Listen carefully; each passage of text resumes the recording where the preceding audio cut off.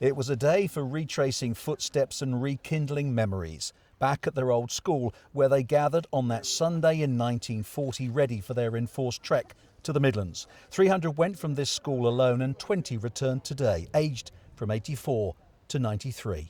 I suppose we knew we were running away, but it was also a big adventure, something we'd never done. We're going to a new part of the country, and when we first got there was no school, no lesson, so it was a big holiday really, an extended summer holiday.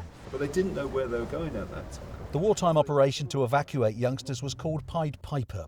In Clacton, it was a German bomber crash close to the school in 1940, which triggered real alarm. Weeks later, packed trains left for Kidderminster and then on to farms and villages. But the parents weren't allowed at the school or the station to see off the children. I couldn't imagine leaving my family and not knowing where my friends would have gone. And walking to the train station, not saying goodbye to my family then would be quite hard. To go through that at this sort of age, it's amazing. The thought of as head teacher saying to all of the parents of students in this school that they couldn't go and wave their children off. Right on your hands, wouldn't you? It'd be impossible. Those great waves which roll on age by At today's reunion, a poem was read, written at the time by evacuee Miriam Field, who's now 88.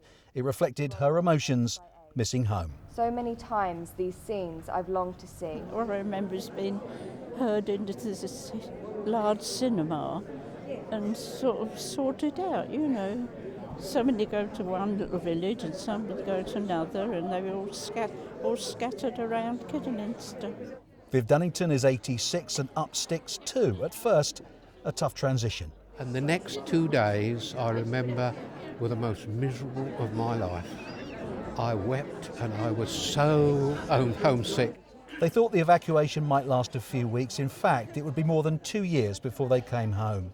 And it's staggering to think that in just a week, Clacton's population dropped from 25,000 to 5,000. It became a place largely bereft of children.